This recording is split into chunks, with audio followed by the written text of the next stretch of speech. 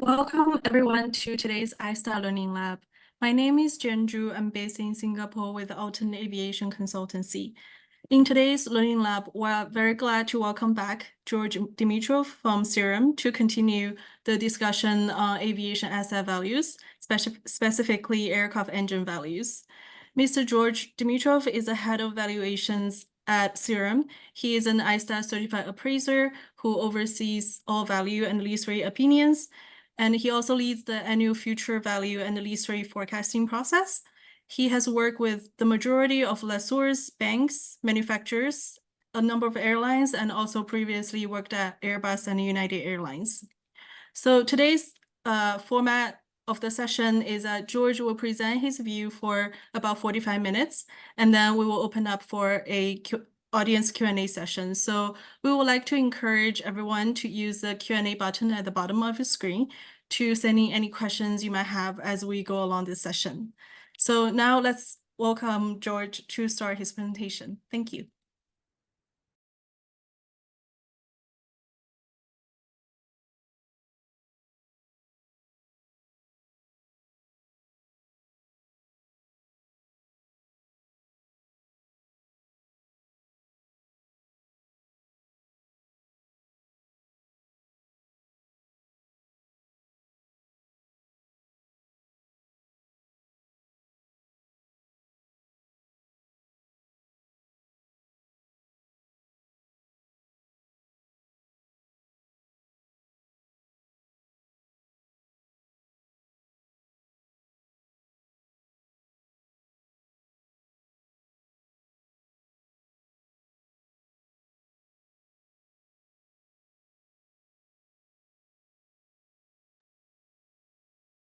Apologies for the technical issue. I think George is redialing back to this session.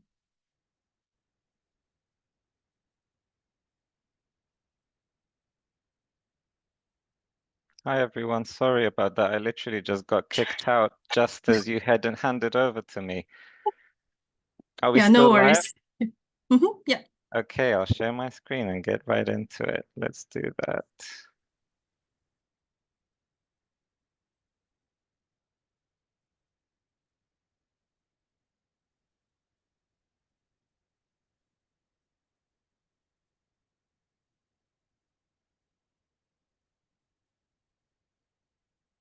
Let us know if you can see full screen. Yep.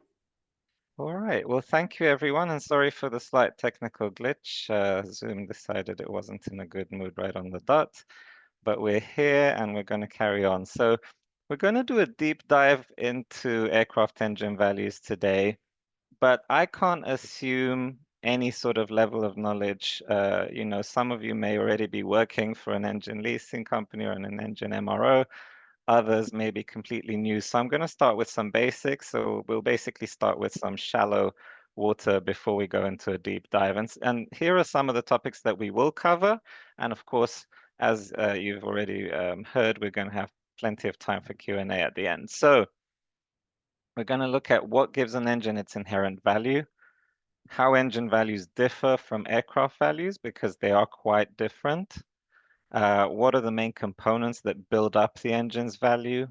What does an engine's life cycle look like, and how does the value behave during the 3 phases of the life cycle? What's good for engine values and what's bad for them? What are the drivers of good engine value or poor engine residual value behavior? And finally, we'll look at some historical trends in engine pricing, engine escalation, engine maintenance escalation, and we'll discuss a little bit about whether they can continue indefinitely before we round up with some tips on how to track and monitor engine assets and how to protect their value.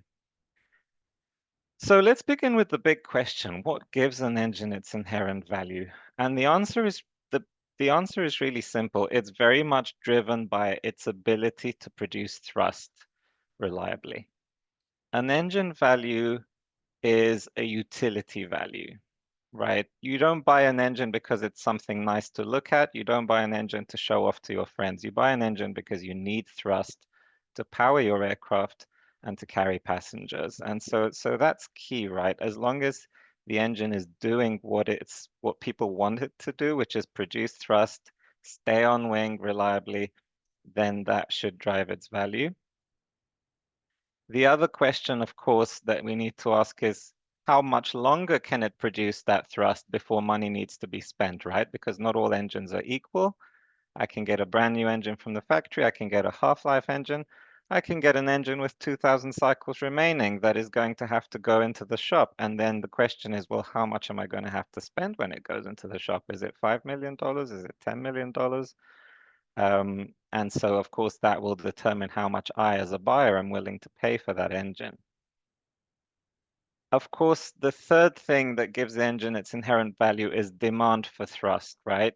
Its ability to produce thrust is, of course, what makes people want it. But the other thing that makes people want it is, do they need it, right? So if I'm talking about a 737-800 and a CFM 56-7, there is plenty of demand because there are thousands of aircraft in service and lots of overhaul, lots of shop activity, and therefore there's demand for thrust, there's demand for spare engines, there's demand for swaps to avoid shop visits and so on. We'll talk more about those in detail.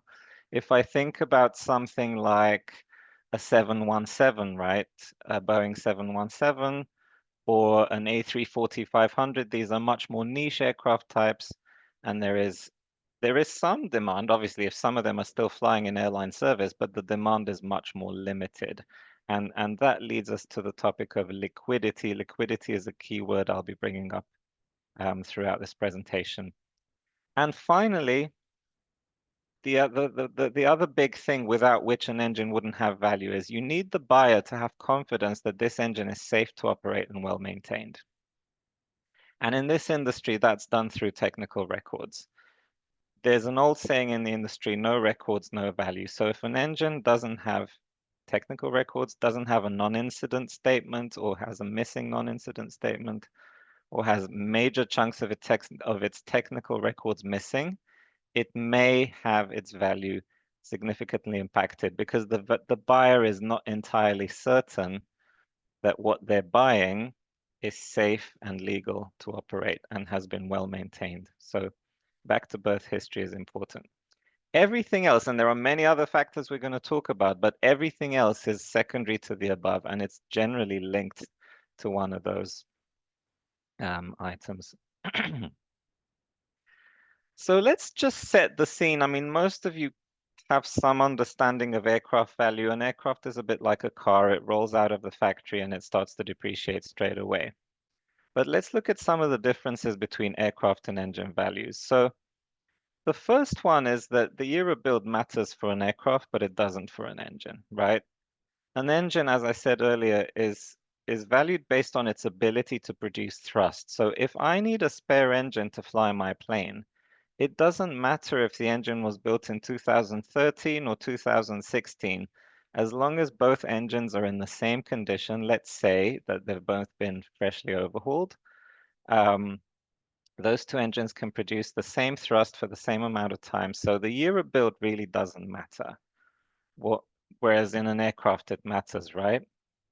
The other thing is maintenance condition. We already know maintenance condition is important for aircraft value, but for engine value, maintenance condition matters even more because maintenance condition is an even bigger percentage of the engine's total value compared to the aircraft. If I have a new aircraft, that maintenance could be worth maybe 40% of the total value or less. Whereas on an engine, that maintenance, even on a brand new engine, the maintenance value could be worth 80, 90%. And on an older engine, it could be worth 99% of the engine's value. This one is related to the year of build. With aircraft, as I said earlier, value drops as soon as the aircraft comes out of the factory, does its first flight, and gets delivered. The value on an aircraft is influenced by the age of the specific MSN, the manufacturer's serial number, the specific aircraft that we're looking at. With engines, the value can increase over time. So depreciation is not always immediate. It can both increase and decrease, and we'll dive more into that later. what really affects the value of the engine is not so much the age of the individual MSN, but rather where the engine is in its whole life cycle. Is this an engine that has just been newly designed and certified and has just entered service? Or is this an engine that is in the middle of its life cycle? Or is this an engine towards the end of its life cycle that's now being retired? And we'll talk more about that. And finally, especially for those engines and aircraft that are in production, I think we all know that list price, and I think Boeing and Airbus might get upset at me for saying this, but list price is a fairly vague number, right? Everybody knows that commercial aircraft, at least, don't sell for list price. Everybody knows that there are large levels of discount. And, list price has its uses in aircraft for calculating PDPs and so on. But generally speaking, if I hear a news announcement that somebody bought X many aircraft at such and such list price, I can't really say that that was the real price that someone paid for these aircraft. But for spare engines, there is a correlation to OEM list prices, or there has been historically at least, certainly while they have been in production. We find that engine manufacturers will sell an installed engine when they're fighting, especially if there's multiple competing engine platforms multiple competing engine types on a single aircraft platform. Usually they compete, and so they may offer more significant discounts for the installed engine that you get as part of the aircraft. But if I'm buying a spare engine, and both from the manufacturer and the secondary market, you find that the value behavior, at least while it's in production, tends to be much closer to list prices. Not always equal, but we'll touch on that later. So that then leads us to, what are the main components of an engine value? What makes up an engine value? And I like to illustrate it a bit like a thermometer that you may see for a battery, maybe, or on your phone. If you think about battery life remaining and you get that bar that goes up and down depending on whether you charge your battery, I think that an aircraft engine, because it's a utility value, in some cases can be compared a little bit to a rechargeable battery. Now, I'm not going to digress into eVTOLs, but even before there was anything electric, engines have a core value. They have a certain value from new. That value tends to decrease as they are used, and then that value can be replenished when the engine goes through maintenance and when money is invested into that engine. So let's forget about the red QEC bit for now, and let's focus on the green bar. So when I buy a brand new engine, I start at the top of this, right? And so I have the highest possible engine value. That's when it comes out of the factory and gets delivered brand new. And as I start flying that engine, I start consuming both what we call overhaul status value and LLP stack value. For those who don't know, LLPs are life limited parts. They are a very expensive set of the mostly rotating but not entirely rotating components in the engine. And these LLPs are very expensive, and so they have value, but they also have a finite life. And when they run out of cycles, when they've done X amount of takeoffs and landings, those life limited parts have to be removed, discarded, and replaced. So those LLPs have a finite life, and therefore they have a value that with every cycle that the engine does, that value starts to decrease. The overhaul status value is a little bit more, it's a little bit more intangible, right? The LLPs are something physical. The overhaul status is basically saying, how much longer can I fly this engine before either it runs out of EGT margin, exhaust gas temperature margin, which is one of the drivers that can force an engine into a shop visit, or it hits an LLP limiter that says, I have to take this engine off wing to change that LLP.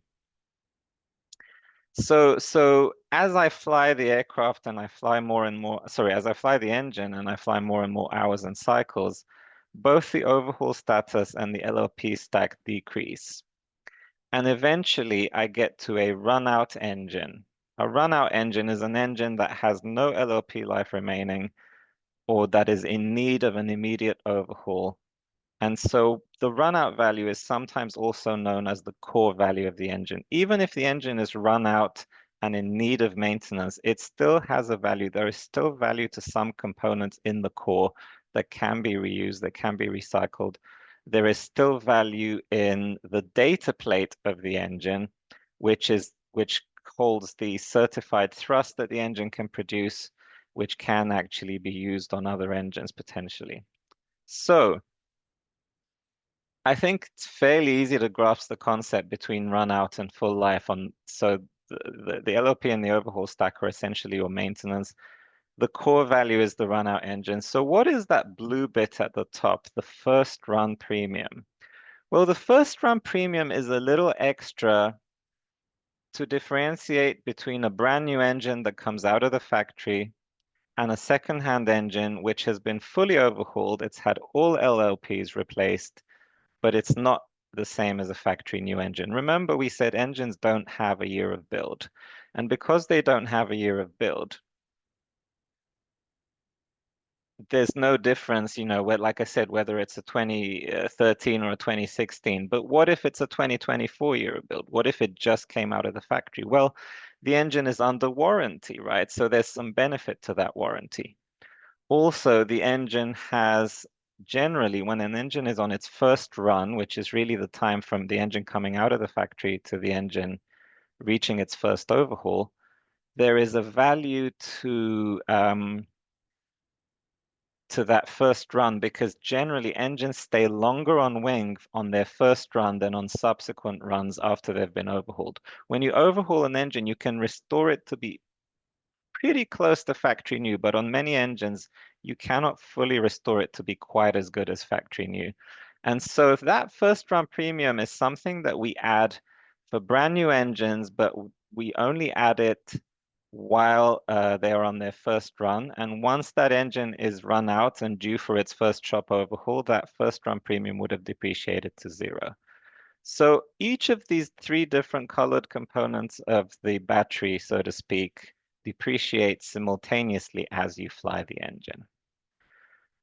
When I've got a run-out engine and I carry out an overhaul, I replace the LLPs, I can get back to a full life value for a fully refurbished, fully zero time since overhaul engine, but I cannot get back to a new value because I'll never recover that first run premium. That's only for factory new engines because of warranty and longer time on wing. I hope that's clear. And then there's this other component on the right-hand side, which I've put in red, and I intentionally drew it like a curve, which is QEC. QEC stands for Quick Engine Change. And this is equipment that goes around the engine. It includes accessories, generators, gearboxes, and so on. These accessories are sometimes made by a third-party supplier. They don't have to come from the engine manufacturer themselves. And on different engines, the QEC definition is different. For some engines, that QEC is manufactured by the airframer. It could be manufactured by Boeing or Airbus on some aircraft. For others, it's made by a third party completely, third party supplier. So that QEC is the equipment that goes around the engine. So if I have a spare engine with QEC, the reason it's called QEC is because it's quick. It's quick to change the engine because all that stuff that goes around the engine is already attached. And so I can swap engines overnight if I need to get an aircraft turned around quickly and back in service by morning. But if I have an engine without QEC, then I have to remove my old engine, take off the QEC components from the old engine, put them onto the replacement engine, and then reinstall the engine back on wing. And that takes a little bit longer. So you can have a spare engine without QEC, and you can have a spare engine with QEC. And so you can also have partial QEC, and each engine has its own definitions of different levels of QEC. But the point is that QEC also has value. It also depreciates with age. It also depreciates as engines start to trade in the secondary market. And so, let's say on a narrow body engine, that QEC may cost $2, $3, $5 million brand new, but that could depreciate down to $500,000 once the engine is already trading in the secondary market. There's more abundant availability of some of those accessories, and so then you can now buy them in the secondary market as well as brand new from the manufacturer. So those really are the main components that build up the engine value, but let's talk about how that value evolves and behaves over time. So there are three phases of an engine's life cycle, broadly speaking, and this is not to scale and it's just for illustrative purposes, right? I've exaggerated some of the gradients and motions just to highlight the three phases of an engine's life cycle. So phase one is when the engine is in production. Every year, the manufacturer increases the list price of a spare engine. Every year, the manufacturer increases the cost of LLPs. The cost of performing an overhaul also goes up. So because all of those things go up, the value of a used engine that's already out in the market can also increase. And this is probably the biggest difference between engine and aircraft values, right? You have that portion. If I get in early in the life cycle, right? Let's say I'm buying a LEAP or a GTF or a Trent XWB or a GE9X early in the cycle, the engines are still in production. If a new engine goes up, the value of the used engine also benefits because the two are producing the same thrust, the two are doing the same job when you install them on wing. So if I bought a brand new engine in, let's say, 2019, and I preserved it perfectly and I kept it in good preservation, right? There's no corrosion, no deterioration. I did all the right stuff. And I try to sell that engine today, and I haven't flown it, it's just been stored as a spare.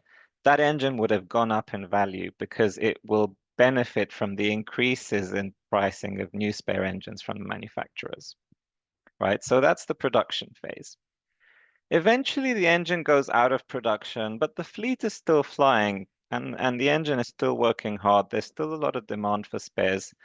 So the engine may stop that growth in value and it enters what we call phase two. So the value is generally stable. That phase two doesn't have to be perfectly flat. I've illustrated it as flat, but it could still be going up slightly, but maybe going up at a lower gradient than phase one, or it could be going down slightly as well, but again, going down at a lower gradient.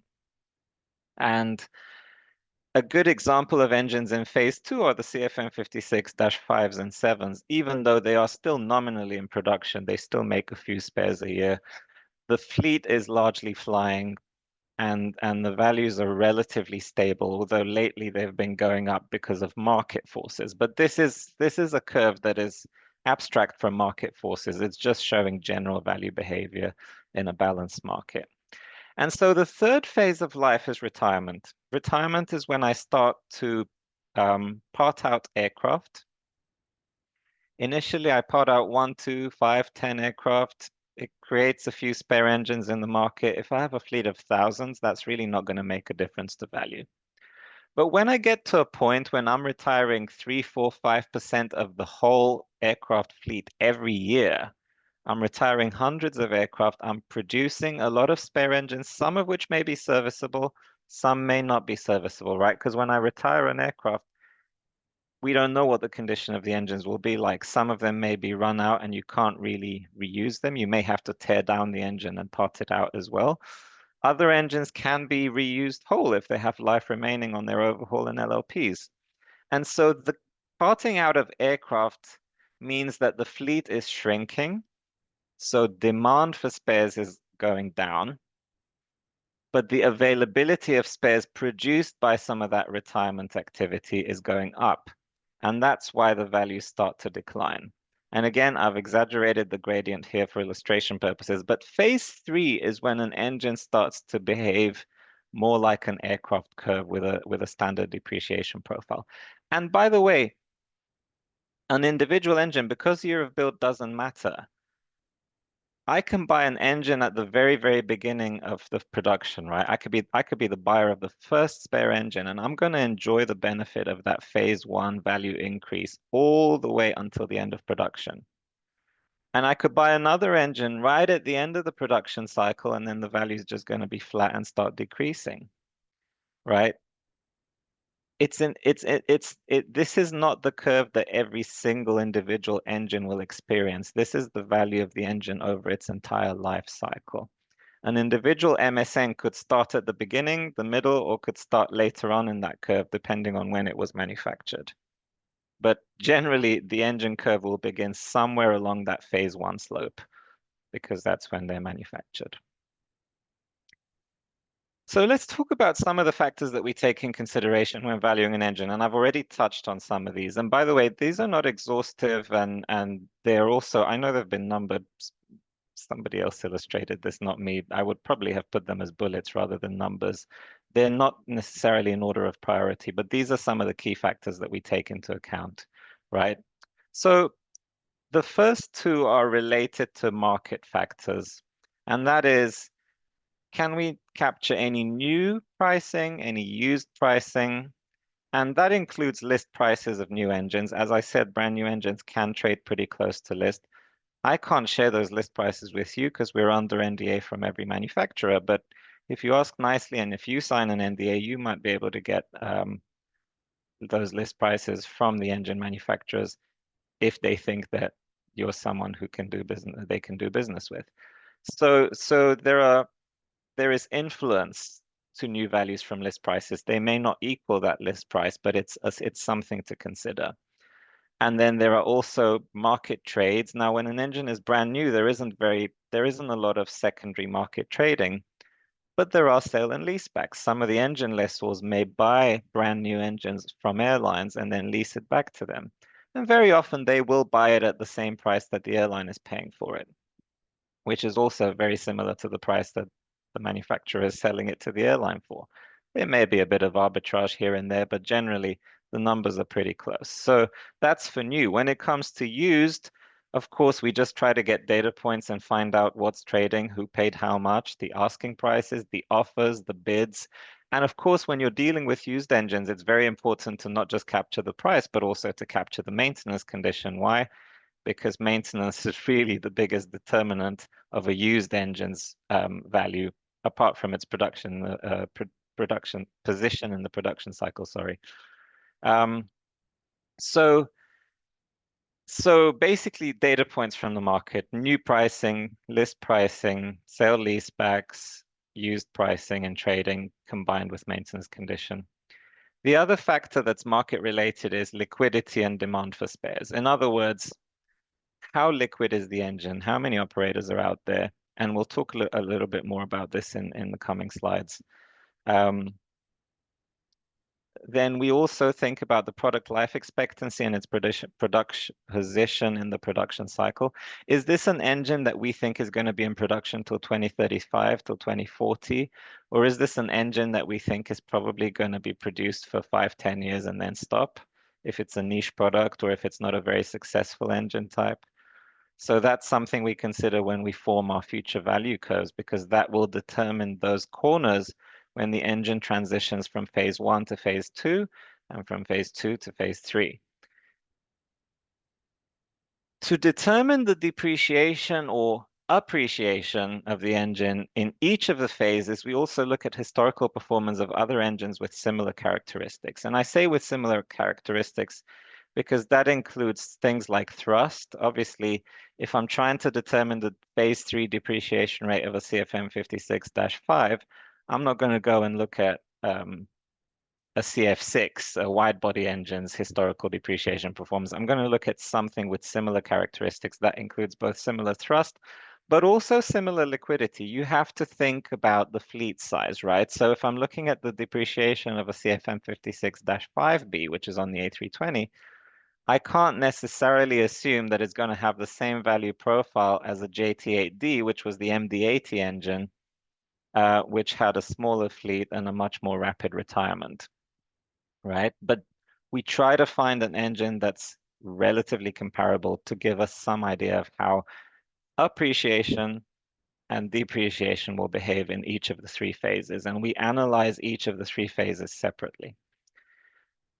And finally, there are the maintenance-related components, 5 and 6 here, which are the overhaul and the LLP cost, and more importantly, the overhaul and LLP value when traded, right? Because if an engine's brand new, it may well be that when it trades, people pay pro rata for the overhaul and LLP based on what it costs to do the overhaul and to replace those LLPs. But on an older engine, you may have to prorate.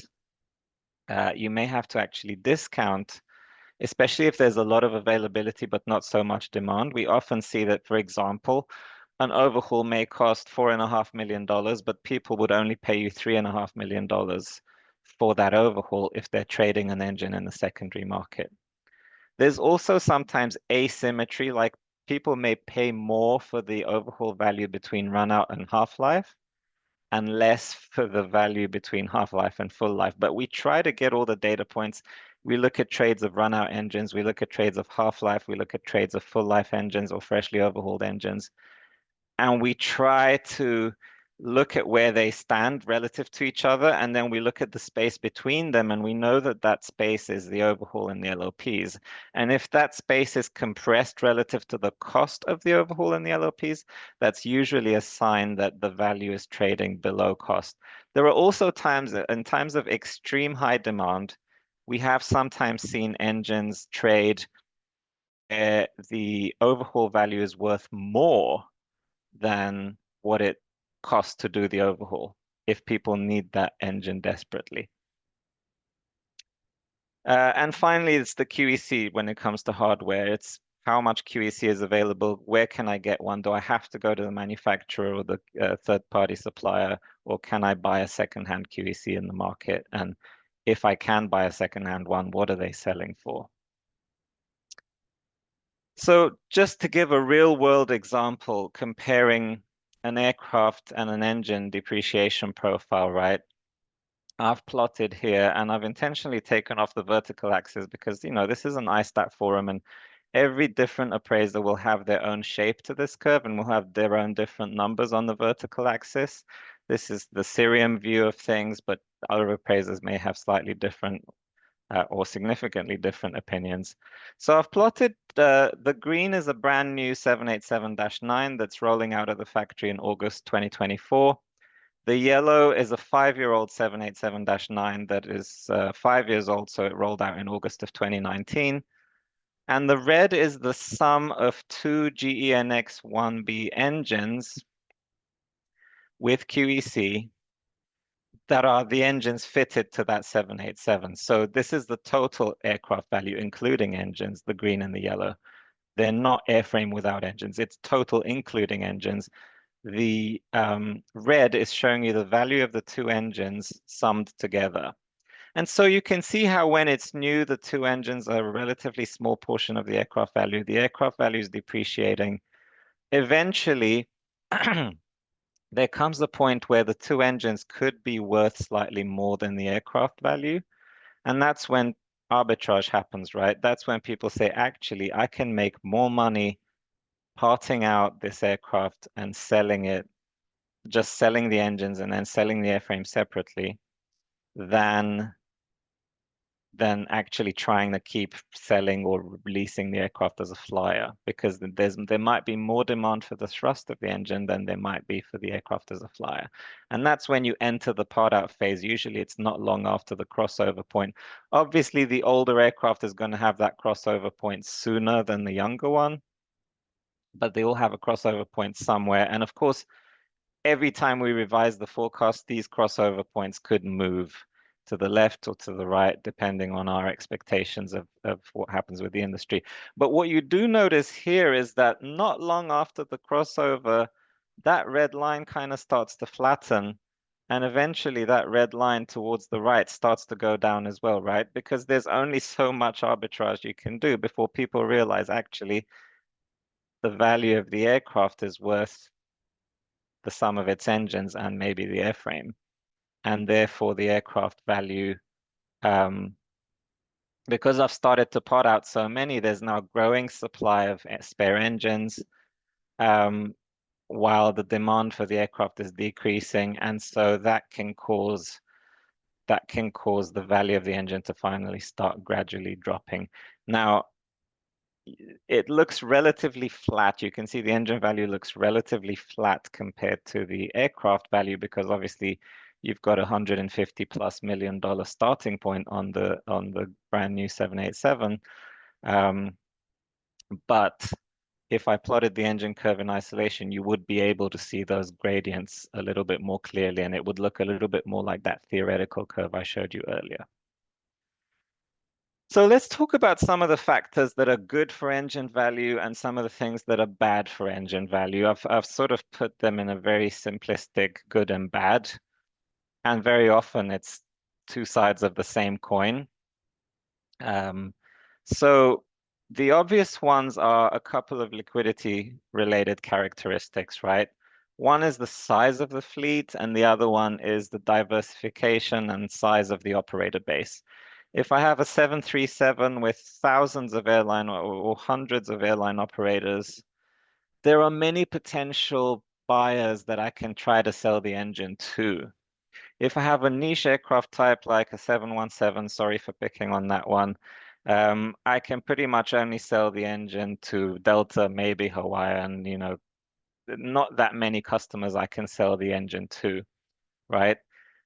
The other thing that's bad for value is also concentration. That's another liquidity metric. So I can have a very big fleet in terms of aircraft units, or a decent sized fleet in terms of aircraft units. But if that fleet is concentrated with just a handful of airlines, like if the top 5 airline operators control more than 50% of the fleet, that may not be a good thing because then you have some very powerful buyers that are able to dictate pricing. I don't have that many buyers to go to, even though there's a lot of demand for engines because the fleet is large. I'm only negotiating with a handful of buyers, right? So these are liquidity features. Of course, the other one is demand for spare engines to cover shop visits. And there can be several reasons why demand for spares can be high or low. Of course, if the aircraft are flying a lot, as they are right now, right, we're not producing that many new aircraft, so the in-service fleet is flying as hard as it can be flown. There's a lot of demand. There are a lot of shop visits. There's a lot of demand for spare engines to cover shop visits for airlines who don't want to have their aircraft grounded while the engine is in shop. And the engine can be in shop for as much as 300 days in some cases, although usually it's half of that in better times. So the engine can be off wing and in shop for quite long. And if you really want to make money with your aircraft, you don't want a multi-million-dollar asset sat on the ground. You need a spare engine to continue flying that aircraft. So that generates demand for spares. But then on some engine types, you can have, despite the fleet flying hard, you may have not so much demand for spares if the manufacturer tends to control the aftermarket, and we'll touch on that a bit more. But basically, if everybody, 100% of airlines are on a power by the hour program where they pay the manufacturer an hourly fee and the manufacturer takes care of all their maintenance, usually the manufacturer requires the airlines to buy X number of spares in advance to be prepared for when those overhauls are due. And so very often, if I have an engine to sell, I'm not going to mention any names, but if I have an engine to sell and 100% of the engines are maintained by the OEM, I'm not going to have the ability to sell that engine for its green time, to sell that engine as a substitute to keep an aircraft flying, because chances are between the manufacturer and the airline, they have it all already planned. So that kind of links to this as well, which is the demand for green time. Sometimes airlines like to do shop visit avoidance, especially as shop visits get very expensive and the airline doesn't plan to operate the aircraft or engine for much longer. The demand for green time starts to increase to avoid shop visits. So let's say I'm going to pick the most expensive engine shop visit, right, which is a G90 115, the engine that powers the 777-300ER. It's the most expensive, it's the highest thrust engine, so it's also the most expensive to overhaul. That engine costs in the teens of millions of dollars. I won't specify exactly how many teens of millions because it varies depending on the work scope. But a full shop visit can cost, well into the teens, millions of dollars. If I'm only planning to fly my 777 for another 3 years, maybe I don't need to spend 12, 13, 15 or more million dollars on an engine overhaul. Maybe I'm just trying to buy a spare engine so that I can swap them and avoid having to do a shop visit. I may be happy with a half-life spare engine that will only give me another 2 to 3 years of flying instead of a gold-plated engine fresh from the shop that's going to give me 6 years of flying. Right. So again, if an engine is being controlled by the OEM, there is not as much demand for that green time because the OEM takes care of all the maintenance and that affects value negatively. Another one, and this one is not, this is more technical. It's not so much related to,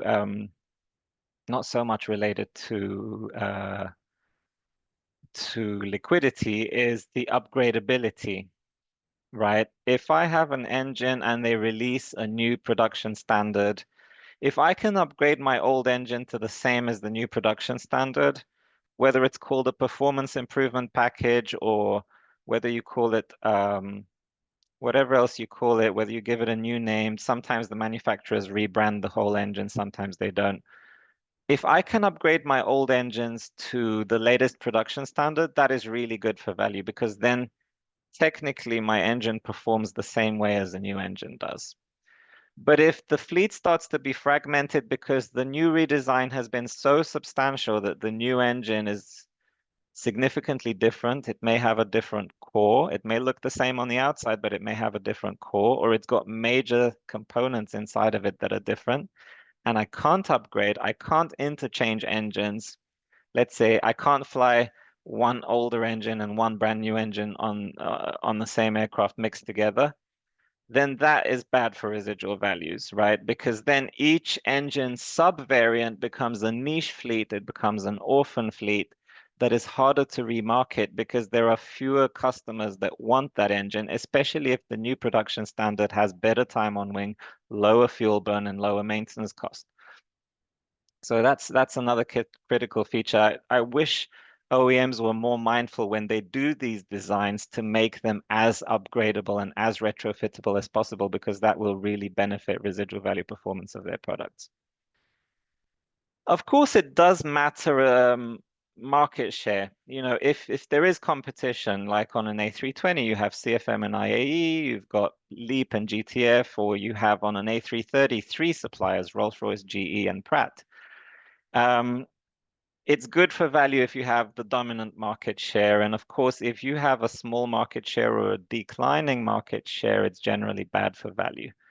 Having said that, it's not the only driver. For example, on an A330, Pratt & Whitney, the Pratt 4000, has the smallest market share, and yet the engines still have reasonably good residual value performance, mainly because the market is fully open and the support from the manufacturer, the meddling or the involvement of the manufacturer in the secondary market is very limited. Pratt & Whitney is very hands-off with its Pratt 4000 product on the A330. So that creates value in the overhaul green time and LLPs, despite having the smaller market share.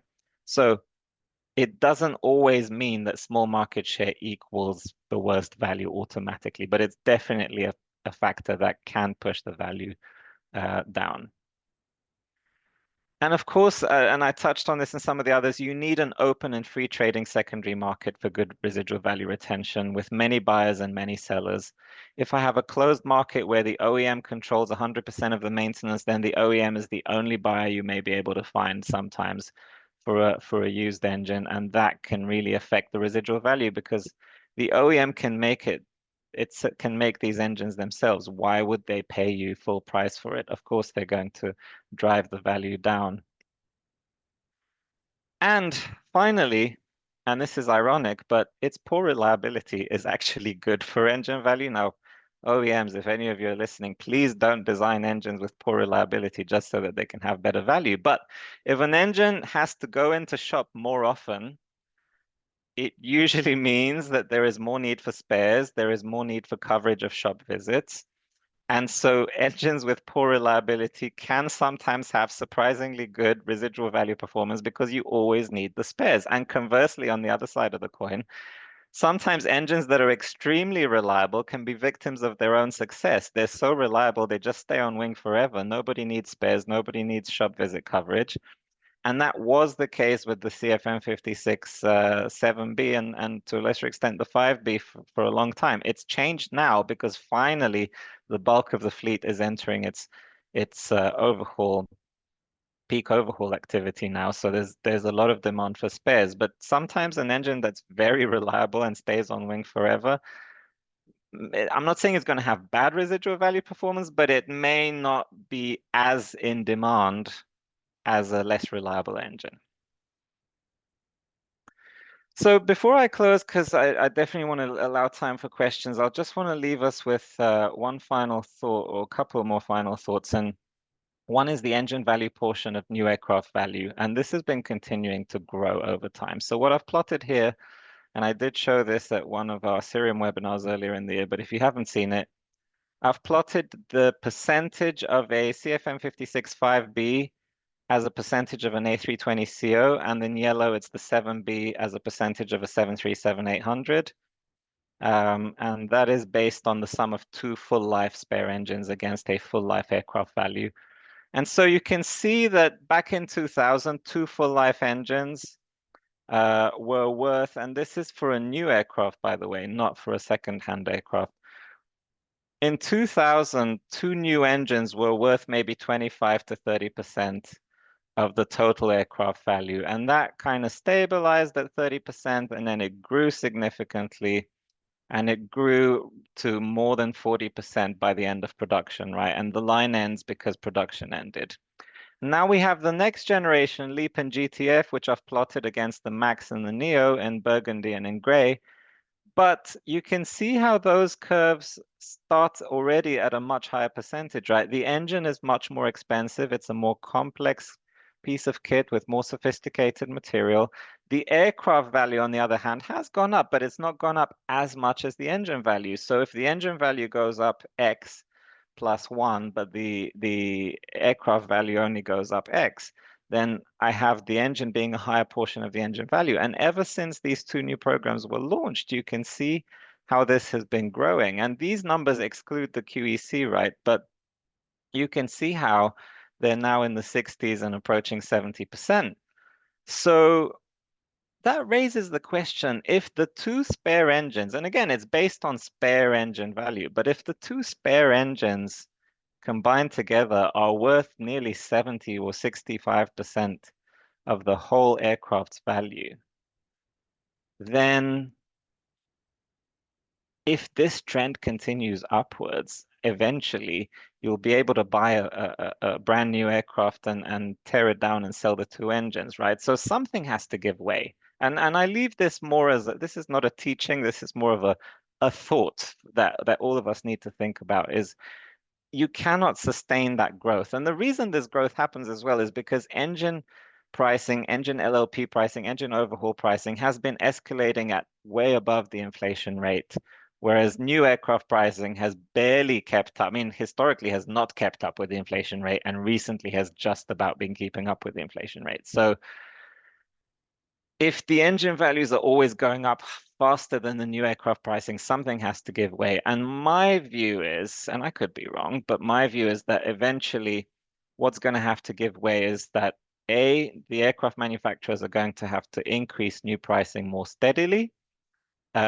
This sort of 30-year period of a new A320 is 40 million and a new 737 is 40 million. That's done. That's finished. Right? You've seen in the last few years, yes, we've had high inflation and high escalation, but I think that is set to continue. So new OEM pricing for aircraft has to go up. But I also think that there may be a chance that maybe if engine manufacturers keep up, continue to increase the spare engine pricing at 5, 6, 7, 8% every year. Some years they've even done double digit, although that's an exception. But if they keep increasing at that rate, then eventually, you know, it won't make sense. There's going to be arbitrage and they're going to hurt their own product value. So it could well be that eventually we see, and I'm speculating, but it could be that we see the list price of a spare engine start to disconnect from the real market value. That means that we start to see more discounts from list price on spare engine values relative to list. So we'll see what happens. I leave that there as food for thought. And I know I'm over time. I don't want to eat into the question time, but a few things to think about if you are an investor or if you plan to finance engines or own engines. Turbine engines are very mobile assets. You can remove them in a few hours. You can swap them from one aircraft to another. Airlines regularly swap engines between aircraft, and they do this for operational efficiency. They like to stagger the maintenance. Sometimes they just need a little bit of thrust on this aircraft, and another aircraft may be in a C check, so why keep the engine on wing if it can be flown on another aircraft? So airlines swap them around all the time. So just because you bought a certain engine and it was fitted to a certain aircraft serial number doesn't mean it's going to stay on that aircraft serial number for the duration of your finance or lease term. Sometimes, and in fact, quite often, we find in bankruptcy or default situations, one lessor's aircraft has another lessor's engine installed on it, whereas the lessor's owned engine is on some different aircraft that belongs to another third party. So it's important to try and keep track of where your engine is. And to do that, you need good communication, close relationship with the operator. Make sure that the operator is keeping you up to date. If they're moving an engine from one aircraft to another, make sure you know where your engine is. If you're leasing the engine, you can also do regular inspections. How frequently you do them depends on the creditworthiness of an airline. If you have an airline with good credit and you tell them, I want to inspect your engine every 6 months, they're going to tell you to F off. But if you're trying to, if you've got an airline with really poor credit and you want to inspect the engine once a year, that may be acceptable. But if you're financing, it may not be as easy because the airline owns the engine, right? So sometimes regular inspections may not be possible. Another thing you can do is enroll the engine in a three-way agreement where the OEM is taking care of the maintenance. I know we said that sometimes full OEM control of the aftermarket can be bad for residual value, but it can also be good for knowing that your engine is being well taken care of. And the OEMs have the ability to track the engine a lot better than you are. They know exactly where it's flying. If they have the right technology, they know exactly how many hours it's got on wing. They know exactly when it's due for its next overhaul.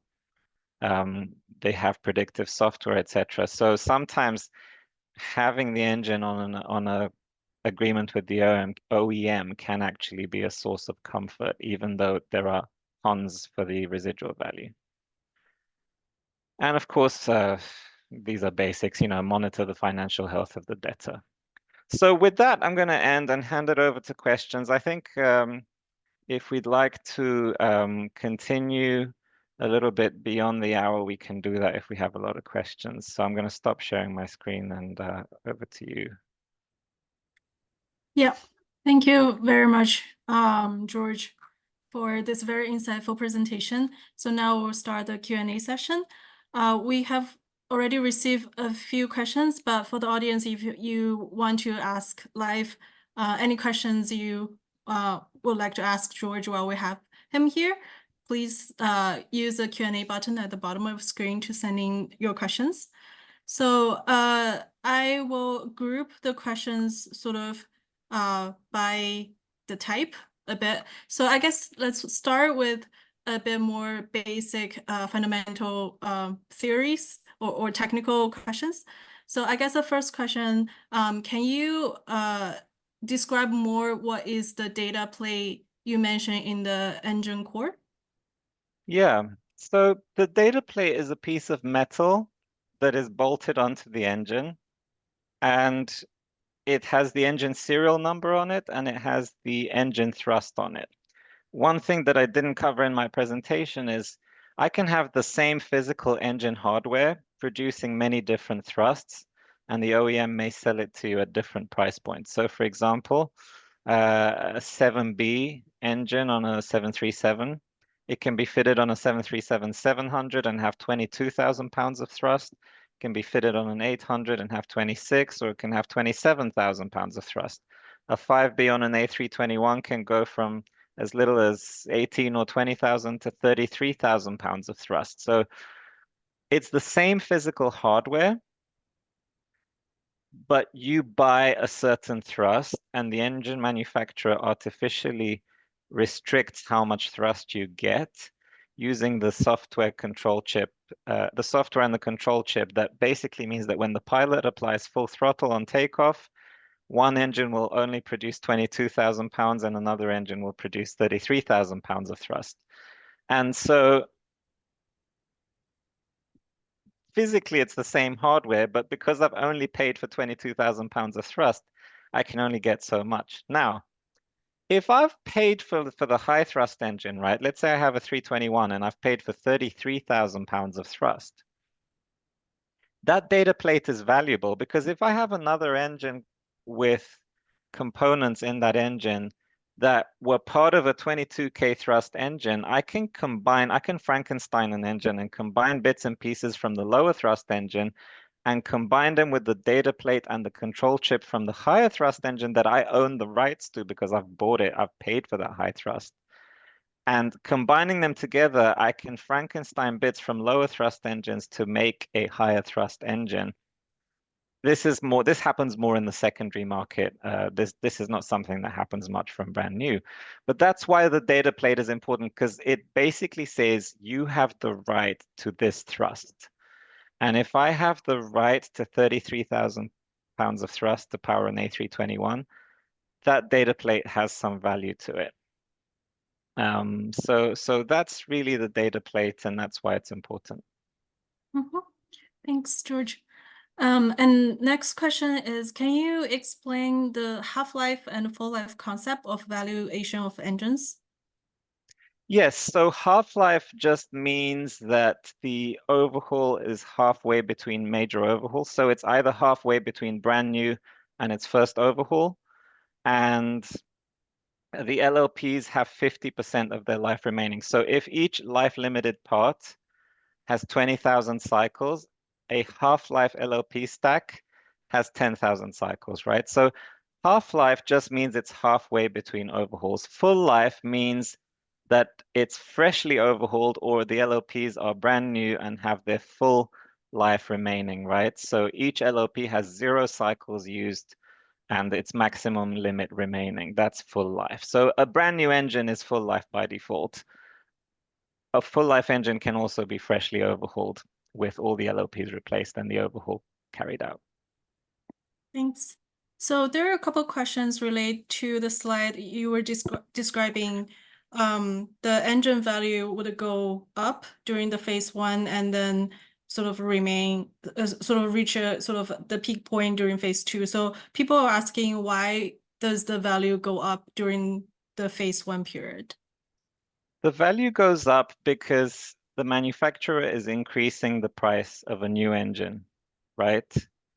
And like I said in my example earlier on, if I buy a spare engine and I preserve it, 5 years later, I could sell it for more because that preserved new engine is doing the same job as the exact same engine from a manufacturer, right?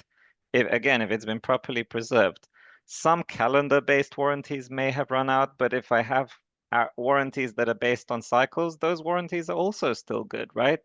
So as the manufacturer increases the price of the new engine, and as I said, they do this at a rate above inflation, they increase the pricing more than inflation, that also tends to benefit the values of engines that are already in the market while it's in production. The reason it flattens when it's out of production is because the manufacturer is no longer selling, and therefore the manufacturer is no longer increasing the price because there is no OEM price, right? It's just a secondary market price.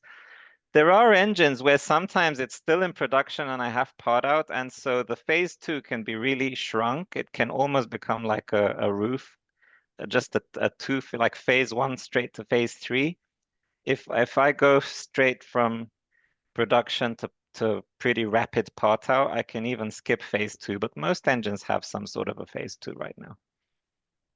Yeah, thanks.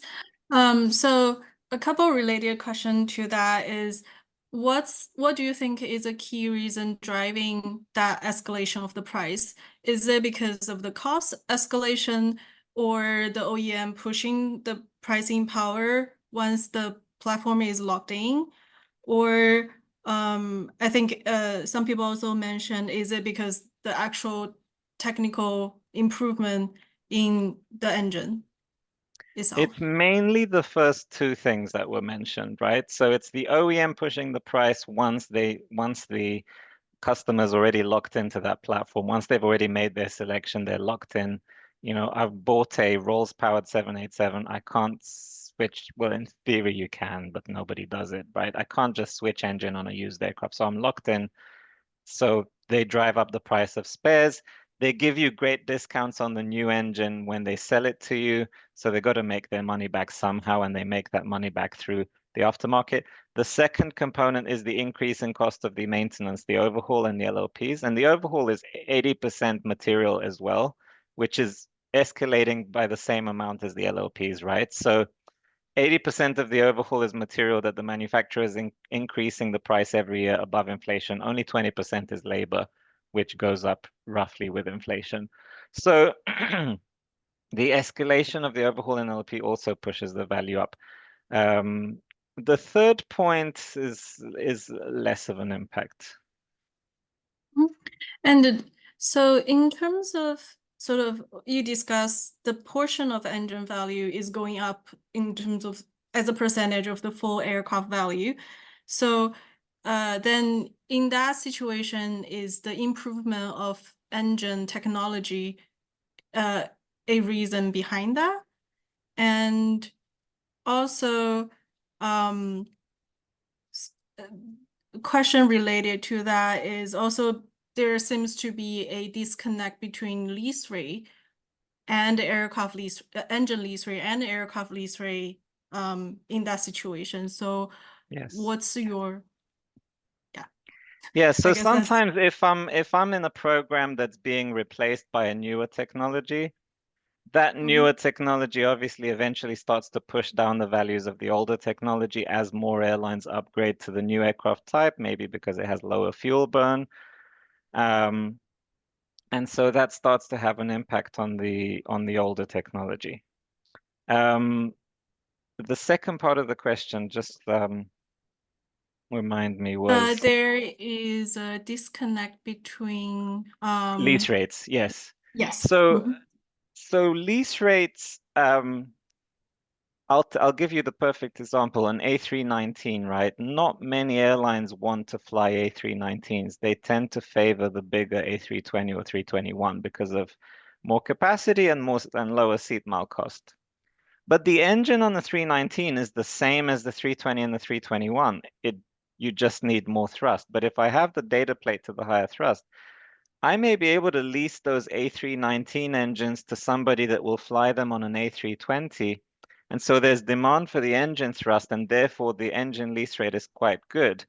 But an aircraft as a whole, it could be that maybe nobody wants to not, or very few people want to lease that aircraft as a flyer. So yes, you can see disconnects where the sum of the two engine lease rates can be higher than the whole aircraft lease rate. And again, that's because there's more demand for those engines to fly on bigger versions within the same family than there is for the aircraft itself. Thank you. And there are actually quite a lot of questions. So I guess since we probably only have 10 more minutes left in this session, I would suggest we now turn into more of like current market condition related questions. So people have asked questions like, I think generally we have observed, especially on the narrow body engine side, there is a tighten it's almost like demand is over supply because of supply chain issue, because GTF engine issue. And so like, what's your sort of current view on current engine market, is it a good time to enter into engine leasing market?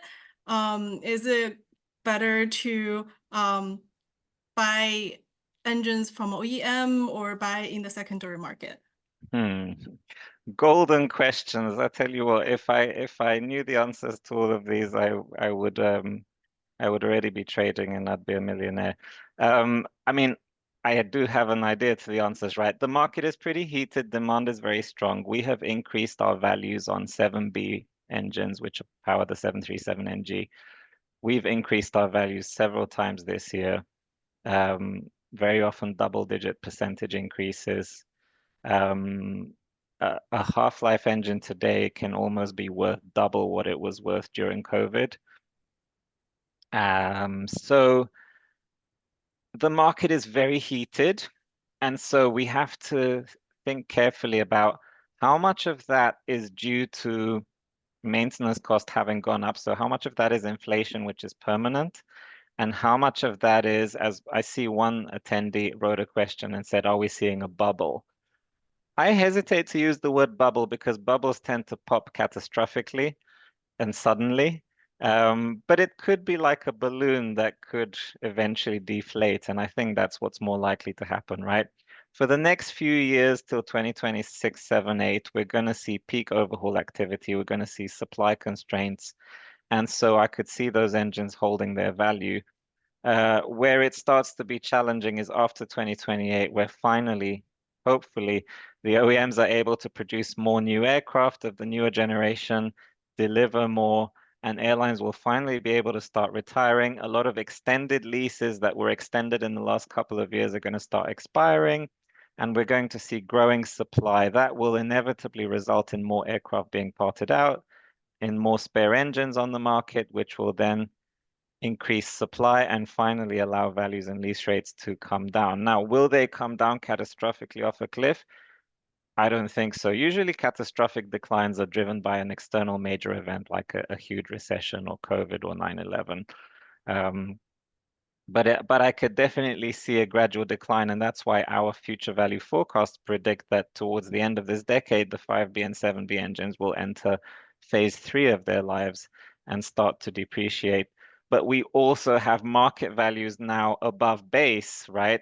Which means that there is still some headway for market to come down to base before it starts to depreciate together with base. So is it a good time to get into engine leasing right now? It really depends on how much you can buy for, what engine you go for, and how you buy it. So there are creative ways to buy. You don't have to necessarily buy a spare engine.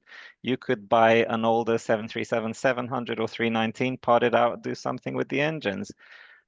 Sometimes people are finding it more advantageous to buy a spare engine directly from the OEM because it's working out cheaper than a used engine that's been freshly overhauled in some cases. The only thing is you have to wait a couple of years if you order from the OEM. If I call up CFM, they're not going to be able to give me an engine tomorrow, or in the next month or three, right? So it's really down to at what price point you can buy. But you have to be mindful with any heated market, there is risk. If you can get a very good lease rate, it could be that, yes, I paid a premium for my engine today, but I'm going to make that premium back because on the next 3, 4 years, I'm going to get so much more in rent. And then afterwards, yes, the rent will drop, but that's fine. I would have covered my premium that I paid today. So there's no simple answer to this, but you have to be cautious because in any heated market, there's risk. Mm-hmm. Yeah, thanks. And I think that heating market, what we have described is more on especially the A320 and the 737 market, right? So there's other question asking about the regional aircraft engines. How do you see that value trend is going for the next 5 years, especially on CF34 engines? Yeah. So I see the question was specific to the CF34 8 and 10 because the dash 3 on the smaller CRJs is now, phase 3. It's in very old stage of its life. But I would say there are several forces here. And one is lack of capacity, right? Airlines need all the capacity they can get because the OEMs aren't producing as many new aircraft. So that generally drives demand up, and that suggests that for the next few years, I would expect something like CF34-10 values to be pretty stable, because a lot of airlines may be flying more E190s because they can't get enough A320s, for example. Having said that, on the CF34-8 market, that one has been relatively depressed over the last couple of years. It's actually worse in the recovery from COVID than it was during COVID because of the US pilot shortage. A lot of these regional engines are in the United States, and the pilot shortage in the US meant that a lot of aircraft were parked and not flying, were flying suboptimal utilization. So the engines weren't getting used a lot, weren't going into shop a lot, and there wasn't as much demand for the spares. Having said that, the pilot shortage is being resolved, and so within the next year or two, the pilot shortage should be a lot less of an issue. That could see more E175s and CRJ900s returning to service, and greater demand for green time of CF34-8 engines. So there could be potentially an improvement in that market as well. But longer term, right? Beyond the next 5 years, it's inevitable that all these regional engine types will enter phase three. I would say the Dash 8 will do better than the Dash 10 because there is no replacement, right? In the US, you have scope clauses. Airlines are taking delivery of brand new CF34-8s today. They're taking brand new E175s today.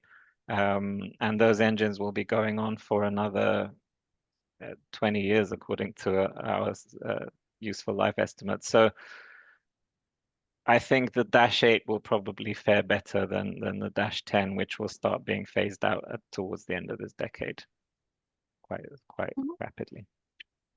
Yeah. Our next, I probably will only take one or two more questions. I'll be quick. So the next sort of a couple of people asked similar question is, how do you value a run out engine? So what's the value, the salvage value of an engine? That is a great question because there is no simple answer. I mean, the best way is if I see trades of run out or almost run out engines, right? So the comparables approach. If I see people paying $1.5, $2 million for a run out CFM or IAE engine, then I know that that is the run out core value. That's that's the most reliable way for market value, certainly. Where there isn't any trading of run-out engines, you can also look at the top-down approach. So I know what a full-life new first-run engine is. I subtract the first-run premium, I subtract the overhaul, I subtract the LLPs, and I get to a run-out core value by subtracting from the top down. And finally, there is also another, it's a general rule, right? It's not hard set in stone, but if you look at the correlation between run-out engine cores, and don't take my word for it, but there's a general rule that the run-out core is worth somewhere between 5 and 10% of the LLP stack value. Now, a run-out core assumes that the LLPs are run out, but you have to remember a run-out core has other components in it, which is material, which generally material behaves similar to the LLPs. It's just smaller, lower value components. And so there is some correlation there. So that's a third approach we can use.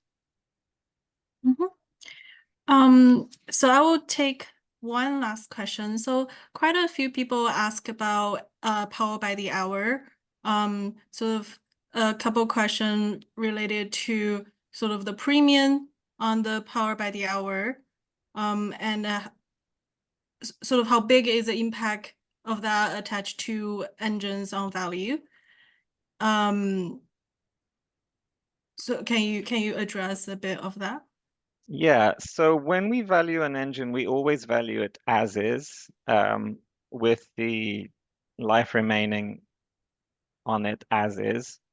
We don't automatically give an engine full life value just because it's on a program, because that program may not be transferable. If it's transferable, it may just be credits, it may not be cash. Different OEMs have different programs. You really don't know the detail until you've seen PBH contract that between the manufacturer and the airline.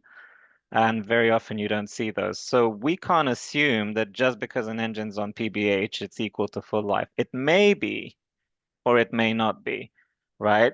Rolls-Royce probably has the most advanced PBH programs because it's been doing it for longest, and they have three-way agreements where the lessor can benefit from credits and also cash. But even then, that credit may not be 100%. The credit may be 100%, but the cash may not be 100% of what was paid by the airline, of course.